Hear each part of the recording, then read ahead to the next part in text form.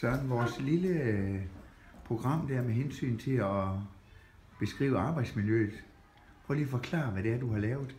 Jamen, jeg har jo lavet sådan en lille app til iPads, der står 2 på lærerværelset, hvor kollegaerne hver dag går ind og trykker sit humør ind på en skala fra 1 til 5, en sur til en glad smiley.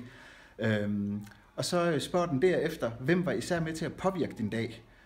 Og der kan man så gå ind og svare, om det kan være ledelsen, eller kollegaerne, eller eleverne, eller forældre, eller eksterne. Så der er nogle forskellige valgmuligheder. Og på den måde, der kan vi så lave noget dataopsamling, hvor vi kan se, hvordan er vores dagtemperatur på trivselen. Og lige sådan kan vi så også se, hvem er det især, der er med til at påvirke i en positiv eller negativ retning. Og den data, jeg har opsamlet indtil videre, der har vi et gennemsnit på 4,4.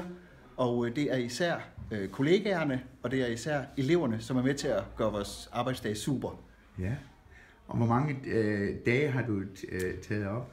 Den har kørt en 8-9 dage nu. Der er 208 besvarelser. Så som arbejdsmiljørepræsentant, så er du godt tilfreds? Der er jeg rigtig, rigtig stolt. Der er ikke nogen, som er helt nede i kuldekælderen. Og der er ganske få. Altså det ligger faktisk, det ligger bare smukt. Det er til at blive julehumør over. Tak for det. Velbekomme.